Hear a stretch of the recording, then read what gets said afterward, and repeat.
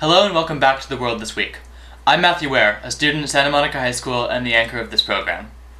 Today, we'll look back at the 2012 presidential election.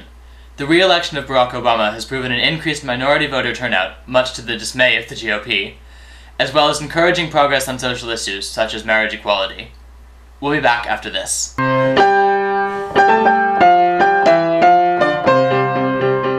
Unless you live under a rock, you probably know that President Obama has been re-elected with a Democratic Senate and a Republican House of Representatives. He joined the 17 presidents in our nation's history elected to 2 terms in office.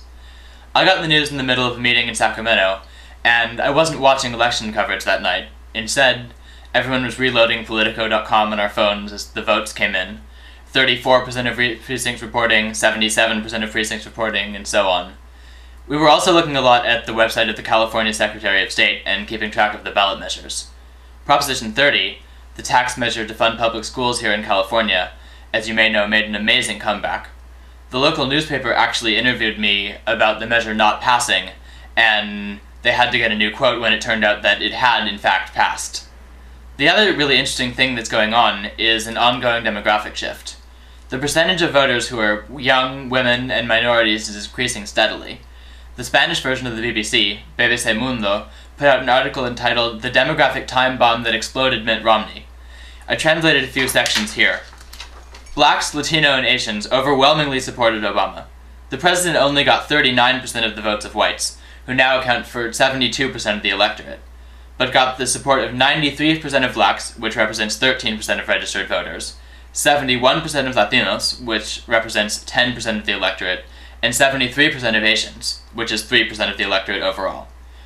Once knowing the results, Republican analyst Ana Navarro said, "Mitt Romney has self-deported himself from the White House," a reference to Romney's rhetoric about self-deportation for immigrants who do not have papers. Also this Tuesday, 2 states, Colorado and Washington, voted to legalize marijuana, but under federal law it's still classified as a Schedule I drug, along with things like heroin and hallucinogenic mushrooms. I frankly have no idea about what's going to happen next, and I don't know how the Obama administration will react, or the Justice Department. It's worth noting, though, that in the past they've declined to defend federal laws in court, such as the Defense of Marriage Act. Perhaps the most heartening in this election were the 4 ballot measures about marriage. In every state where those measures were on the ballot, people voted in favor of gay marriage. For more than 30 years, ballot propositions were an arena where rights were denied, and things slid backward. On Tuesday night, for the first time in history, voters used the referenda process to affirm people's rights instead of taking them away. And that's a big deal. That's all for The World This Week. Thanks for watching, and be sure to check out our website, worldthisweek.org, and like us on Facebook at facebook.com/worldthisweeksamohai. Until next time.